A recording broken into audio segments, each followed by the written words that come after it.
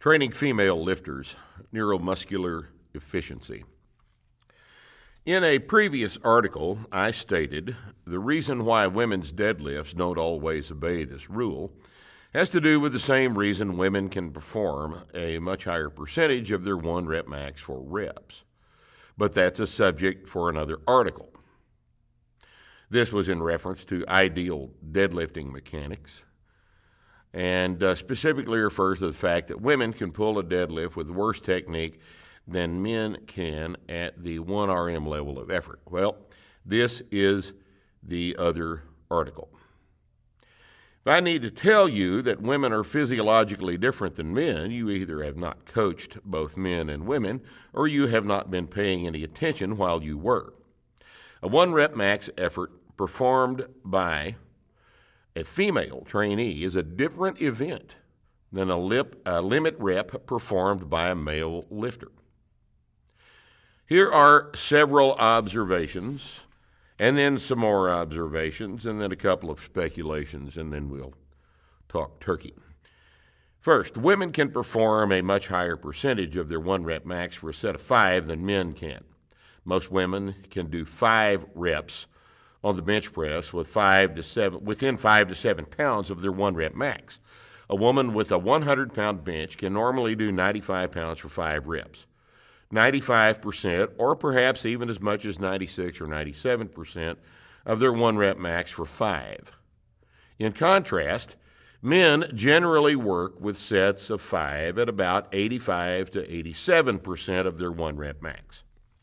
A 350 male bencher can usually triple 315 and do maybe 300 for 5.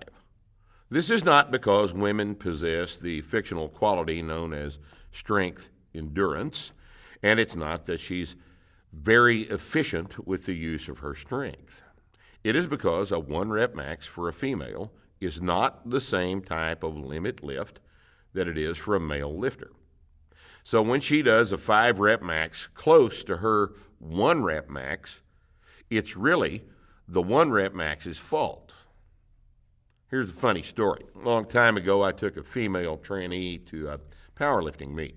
Rose Ellen was just getting started, and I have always been a believer in the power of competitive pressure to improve a person's training. Her opening deadlift was an easy 220, looked like a set of 5 weight, and I, having apparently not paid close attention to her training lifts, decided that 237 would be an excellent second attempt. It was welded to the floor. Didn't move at all. A guy would have at least broken it loose, but she couldn't even put a crack of daylight between the plates and the platform, despite pulling on it for several seconds. And this was entirely my fault. My observation at the time that she could have done a set of 5 with 220 was entirely compatible with the actual and unrealized by me fact that her 1 rep max, that day anyway, was probably 231, maybe. So a good second and third attempt would have been 225 and a half and 231. So 220 wasn't heavy, but 237 was in excess of her limit. There was a spread of about 5% between what could have been pulled for 5 reps and her limit single. This phenomenon and the observation that there isn't much room between a woman's opener and her third attempt was probably one reason that Olympic weightlifting went to the 1 kilo rule for increases between attempts after the women's division was added to the Olympics. Second observation, even after concentric failure, women can continue to exert eccentric control over a load. Second funny story, I decided to experiment with my dawning awareness of this phenomenon on a gal from the gym doing the incline bench press. Now, I haven't used the incline in decades, but at the time it suited my purposes because the construction of this particular bench made it very easy to spot the exercise. Kay was very strong, and she'd been training several months. I warmed her up, then loaded 65 pounds on the bar and started the set. She finished 6 reps by herself and failed on the way up on number 7. I helped her up with the 7th rep, told her to lower the bar under control. She did 13 more reps under eccentric control for a total of 20 after concentric failure had occurred at 7. And in fact, she could have done more than that. I just got bored with it. Later that week, she reported minimal soreness and was ready to train again. Now, in a similar situation, a guy would get 2 more reps and then be able to isometrically hold 1 more, maybe. But 13 controlled negatives after failure does not happen with a male trainee, because a set of 5 or 6 reps to failure produces sufficient fatigue to shut down further muscular effort in male, but not, apparently, for K. Even after they reach failure during a set, women retain the ability to continue generating force eccentrically long after a male would have fatigued to the point of eccentric failure. Third observation, as previously mentioned, women can perform a 1 RM personal record absolute strength dependent squat, press, deadlift, or bench press with less than perfect technique, which post-novice male lifters can't usually do. No personal funny story this time, just look it up for yourself. YouTube is full of videos of female lifters performing record or PR squats, benches, deadlifts with sloppier form than males can use for limited attempts, although it may take a trained eye and frame-by-frame video to detect the problems. Heavy squats and pulls must move in a vertical line over the midfoot for efficiency of balance and leverage mechanics. Yet their lifts are completed and are in fact PRs and record performances and are impressive displays of strength, despite the fact that they could be better technically, and the fact that men would miss attempts with a similar level of technical irregularity. Women can lift heavier weights with a lower dependence on technical perfection than men, who must increase mechanical efficiency as the weight goes up. Women should, but men have to. More observations. The standing vertical jump is a standard test for explosive power. It measures the difference between the height of the maximally upraised hand while standing flat-footed on the floor and the height of the hand at the top of a jump initiated with a single counter-movement drop and no foot movement. The average woman's standing vertical jump, abbreviated SVJ in the literature, is 14 inches. It's very hard to find a record. There is a 29.5-inch jump listed at Nebraska Track and Field in 2002. In contrast, the men's average is 22 inches, with a 46-inch jump at a 2006 NFL Combine being the best controlled record I could find. So both the average and the record women's standing vertical jump is about 64% of the men's. Now, this refers to the standard controlled performance of the standing vertical jump, not the internet version. Contrast this with the fact that women's individual timed sports performances average about 90% of the performances of men across all timed sports. Second observation, men's and women's divisions, you've heard of these, exist in all athletics events in which both sexes participate. Gender in this article is a linguistics term. Our discussion here refers to a person's physical sex.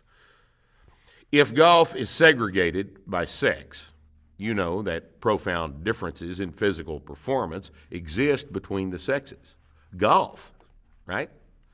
Some sports, badminton, tennis, squash, table tennis, curling, korfball, Figure skating and a few others feature mixed competition where teams consist of both men and women. The equestrian sports feature both riders and horses of both sexes, including geldings, all three sexes, in the same event. But no legitimate competitive sport pits human females against human males directly.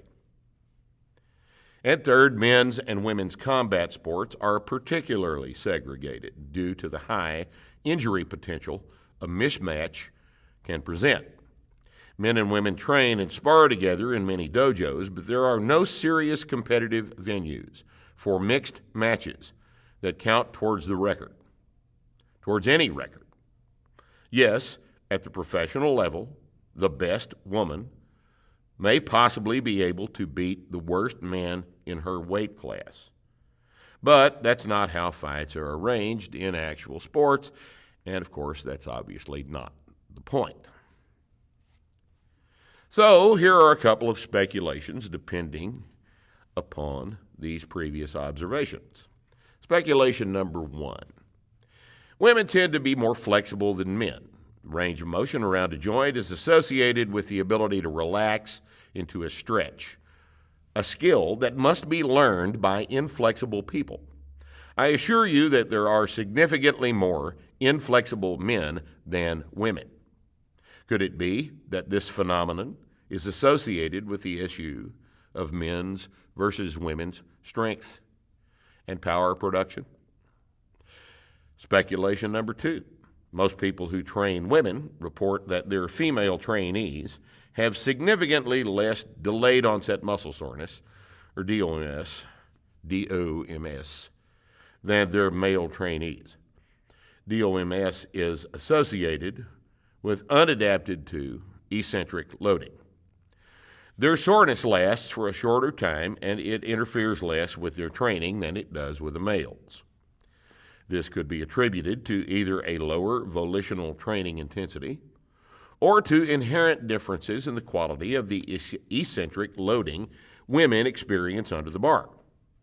K's ability to work eccentrically far beyond concentric failure indicates both a lack of fatigue from the preceding concentric work and a lack of fatigue during the eccentric work itself. It's quite likely that she was unable to work hard enough against the bar to approach a more typical for a male response pattern. So, how do you explain these observations? It's rather obvious that testosterone is somehow involved, but what does it do that explains this particular aspect of human sexual dimorphism, the term that is applied to the morphological differences between animals of two different sexes within the same species? Testosterone has profound effects on neuromuscular efficiency, and neuromuscular efficiency is the primary physical difference between men and women. It accounts for the differences in strength, evident even at similar lean body masses, and all the factors cited previously. A 1 RM max, 1 repetition max PR lift, is theoretically a maximum motor unit recruitment event, an indication of your motor nervous system's ability to recruit a maximum number of the muscle's contractile components, and therefore the maximum amount of muscle mass, into a muscular effort. A 1 RM is essentially a combination of your neurological and muscular ability, a display of your maximum force production capacity through the recruitment of very high numbers of these motor units, the basic component of the muscle's contractile machinery. A motor unit is defined as one motor nerve and all of the muscle fibers it controls. Most authorities reckon that a true 100% of motor unit recruitment event is impossible, and I've seen the numbers 95 to 98% kicked around as the most likely cap on neuromuscular efficiency. This efficiency decreases with age, unfortunately, but it also varies with genetic endowment and sex. Neuromuscular efficiency explains the spread between average and elite athletic performances, between the performances of younger and older athletes, and between male and female athletic performances. Athletic performance in most sports is greatly dependent on power. The ability to explode is the ability to display strength quickly, to recruit huge numbers of motor units into contraction in a very short period of time. And it's another way to describe neuromuscular efficiency. If men can recruit 98% of their motor units into a 1-rep max contraction, then women are only able to recruit some lower percentage into the same relative effort, perhaps 90%, maybe even 85%, maybe less than that. Quite literally, a 1 RM for a male and a female are two different neuromuscular events. Now, strength and power are intimately related. Strength is the ability to produce force against an external resistance, and power is the ability to display that force quickly, explosively. The math is this: power equals force times distance, with that sum divided by time. Force is strength, your ability to apply force to the floor, an implement, a barbell, or an opponent. The distance a load is moved is typically controlled by the circumstances of the display, a clean or a snatch, a football lineman's action across the line of scrimmage.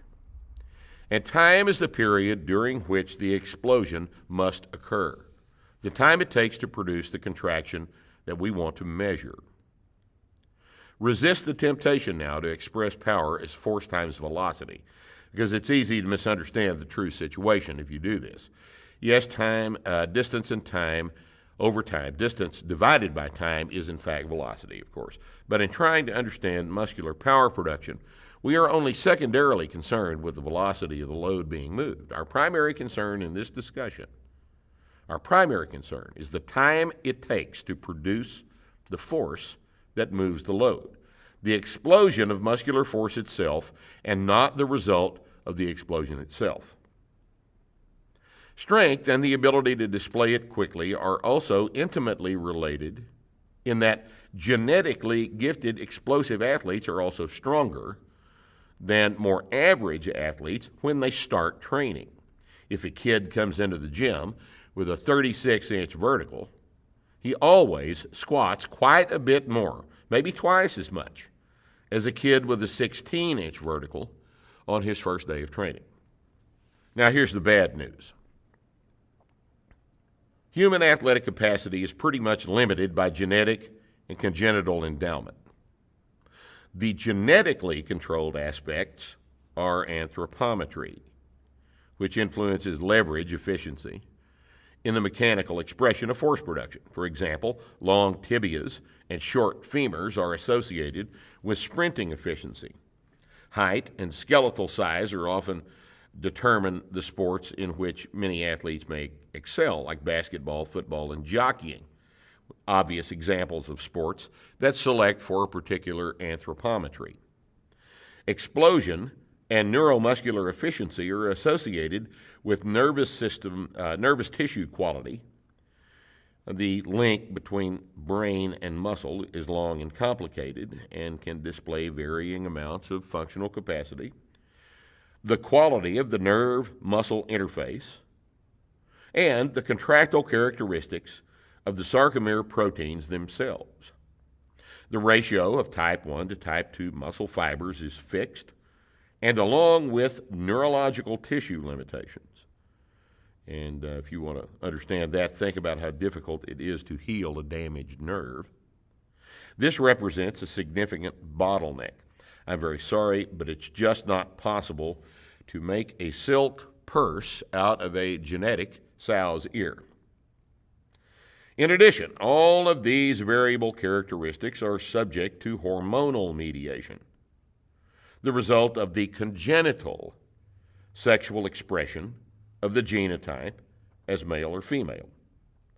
Every system that influences human physical development is dependent on the hormonal environment in which it develops and in which it functions.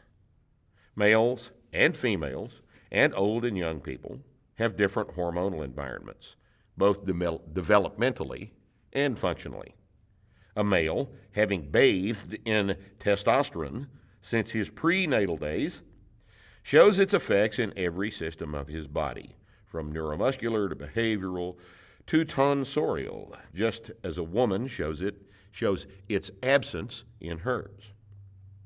This means that women who take androgens and anabolic steroids can make up some of the differences, but nowhere near all of them. It also means that Caitlyn Jenner should not get to enter the Masters Division women's heptathlon. And there is huge variation within the abilities of these systems to respond to their particular hormonal environment, to the extent that much of the cause of this huge amount of variation remains unknown. What is known is that every aspect of physical development is focused through the lens of the hormonal milieu into an individual expression that varies with sex, all other genetically determined characteristics, and the physical environment in which development takes place. To save time, we'll abbreviate this complex concept as just genetics. You've heard that term and you're comfortable with it. Genetics encompasses all those factors. Now, the standing vertical jump. This test is a very good measurement of this genetic explosiveness endowment because it measures your ability to accelerate your own body's mass, to impart sufficient momentum to carry you up in the air a measurable, measured distance after you stop applying force to the ground. Since the force production that generates this acceleration must occur in the short time it takes to produce a counter-movement jump, the height of the jump is a very precise measurement of your ability to recruit motor units right now into the contraction. And this is your ability to explode. Strength improvement helps, but not much, because the weight you're moving is only your body weight, which is pretty light relative to a strong athlete's squat. You don't have an opportunity in a vertical jump to use all of that strength. If you gain muscle mass, force production has increased to compensate for the increased body weight. But absolute force production isn't the limiter in the standing vertical jump. Instantaneous recruitment of the submaximal contraction is. For this reason, the standing vertical jump is a test of genetics, a pretty good way to assess the genotype of the prospective lift athlete. It responds quite minimally to practice because it's not very technical and there's no way really to game the test if the test administrator is paying attention to you. A kid who first tests his vertical with a 90, and at the time has a 95-pound squat, and who later tests it after accumulating the strength sufficient to produce a 365-pound squat, will in fact show a little improvement, maybe 15%, maybe 20%, because the quantity being tested is not absolute force production, but the ability to recruit, which doesn't get trained in the squat. For this same reason, some very strong powerlifters do not have big verticals. The relatively limited ability for neuromuscular efficiency improvement is borne out by the evidence of standing vertical jump testing over time. Barring a large body fat loss, the vertical jump improvement is limited to perhaps 20% under the most optimum of circumstances for males, and usually only 10 to 15%. Most women show very little improvement, maybe 5% and maybe none at all, because of their inherently less efficient neuromuscular capacity. Strength coaches with no countervailing agenda all agree. You just can't improve the standing vertical jump very much, and to the small extent it can be improved, a strength increase is the primary factor, and this is because of genetics. And why would you want to anyway? The test is designed to reveal your natural explosive capacity, not your ability to game the test or train for it. It demonstrates the difference between the 12s and the 36s, not the ability of a 26 to get to 30. There will be screaming. I know, but listen, show us your data. The rate of force development, RFD, is very popular right now. RFD training has sometimes completely replaced actual strength training in many athletes' programs.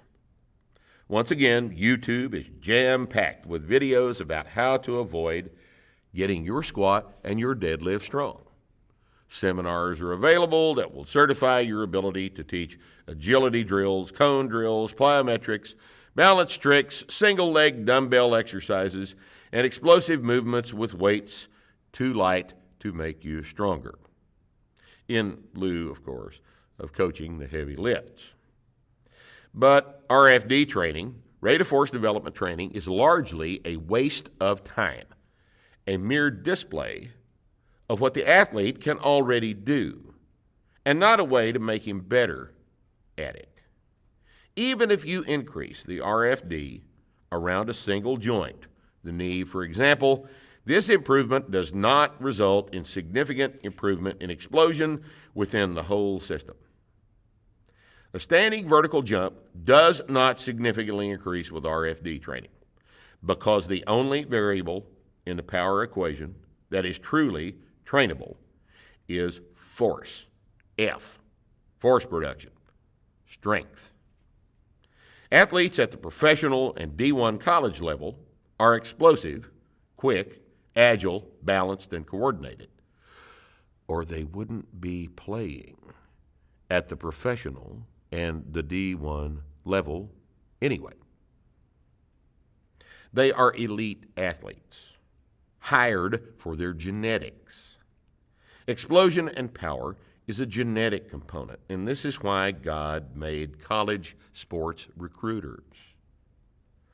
And the NFL Combine, of course, which tests for both genetics that can't be trained and strength, which most assuredly can and should be trained. Since many, if not most, of these gifted athletes have actually never been effectively trained for strength because their coaches have been caught up in this latest trendy RFD strength avoidance protocol, their potential remains undeveloped. Sex obviously determines most of the hormonal milieu, in that sex is an obvious aspect of genetics. But variations between individuals in sex hormone receptor efficiency are also a major determinant of hormone response. Two young men with the same height and body weight, perhaps even the same testosterone level, will have different physical capacities. In general, a younger man will display more neuromuscular efficiency than an older man. In general, a male will show more neuromuscular efficiency than a female. The difference between natural athletes, the explosive guys with a 36-inch vertical that learn visually, they can watch things being executed on the field and do them. The difference between these guys and their less gifted brethren is quite profound. An explosive athlete, who by definition recruits more motor units and therefore more muscle mass into a contraction, receives a different training stimulus from that contraction than an athlete who recruits less muscle mass into the contraction. This explains why less talented athletes cannot benefit from the same training programs that produce world-class performances for athletes with better genetics. The Bulgarian Olympic weightlifting team, for example, may well be able to snatch, clean and jerk, and front squat, and that's all. For them, that may be enough training because they're working more muscle mass at a higher capacity with every snatch, clean and jerk, and front squat as a result of being able to recruit more motor units into each contraction because of who they are and what they are. In contrast, your narrow ass probably needs to squat, deadlift, and press heavy if you want to have a chance to lift in the same meet with these guys. There will be examples of gifted older athletes who are better than less gifted younger athletes, as well as gifted females who are better than average males, especially older average males, like me. Male and female differences, however, remain the most profound predictor of absolute physical capacity, for the same reason that the average male cannot be trained to a level of neuromuscular efficiency of the gifted male, the average female cannot be trained to perform beyond the average male's trained capacity. Cannot. Another obvious implication is just lying there, waiting to piss everybody off. Might as well get it over with. The role of women in infantry combat positions in the military is controversial, but it shouldn't be. If there is a way to quantitatively evaluate the role of strength and power in the physical demands of combat and the preparation of soldiers for combat readiness, then the differences between male and female physical potential cannot be ignored. As unpopular as this may be politically, the fact remains that the reality of human sexual dimorphism must be dealt with. So how do we deal with it? By taking into account what we know about the differences in male and female neuromuscular efficiency, by understanding the implications for training, and by planning appropriately. A 1 RM for a female is a different neuromuscular event than it is for a male, perhaps only an 85 to 90% recruitment effort. Perhaps less, perhaps more, depending on individual differences. If this is the case, and decades of training experience and much empirical evidence indicate that it is, then a 5 RM is also a different neuromuscular event, a different stress, and therefore a different straining stimulus. It is lighter relative to a male's 5 RM, to the extent that 3 sets of 5 do not constitute the same training stress for males and females. So after the first couple of months of training, heavy sets of 5 for a female may not be heavy enough, really heavy enough to drive the stress recovery adaptation cycle the same way that it does for male trainees. Therefore, the productive training stress a male can apply with sets of 5 may have to be produced with relatively heavier weights, heavy 3s, for example. Volume can be maintained with more sets, and 5 sets of 3 reps for women have been successfully used to drive strength adaptations longer than 5s have. And by this reasoning, sets of 10 are as pointless for women as 20s are for males who are trying to get stronger. Any weight a male trainee can do for 20 reps is not heavy, even though it may feel like shit at the end of the set.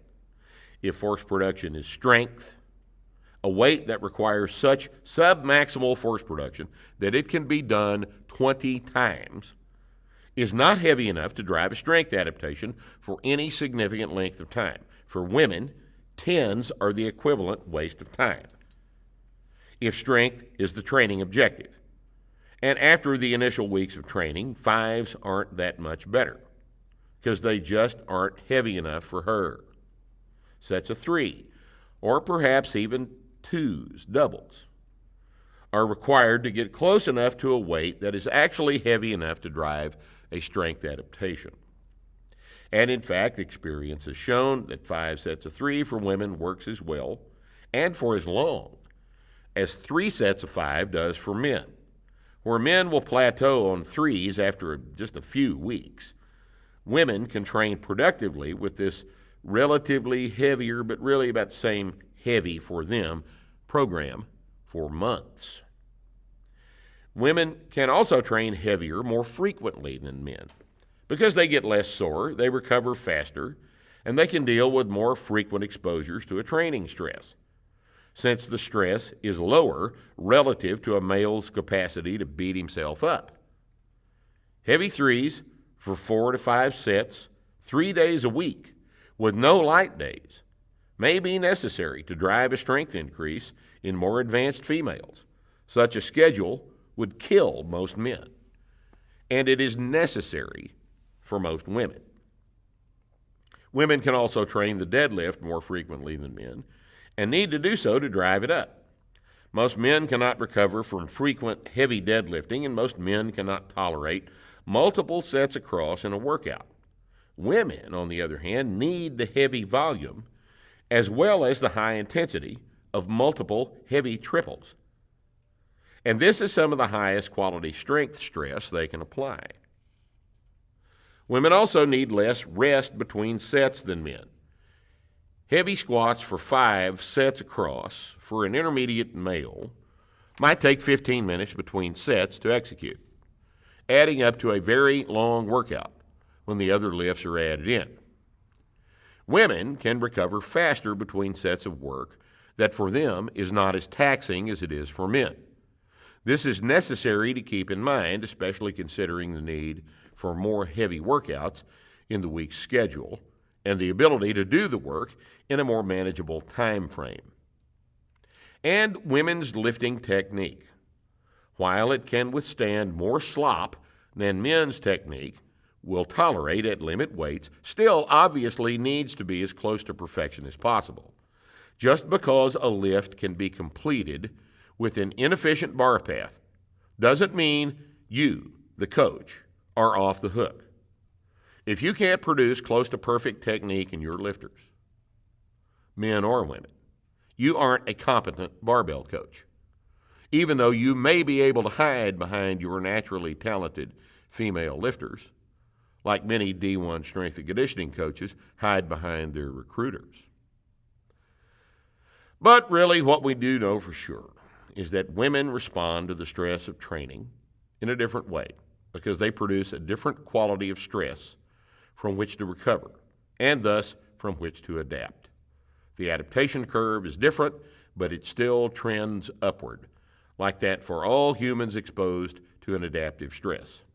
We're still learning, so keep these things in mind and we'll all learn together. Tom DeStasio, starting strength coach and assistant strength and conditioning coach at Sacramento State University, contributed quite a few ideas to this article. I am grateful for his experience, his judgment, and his time.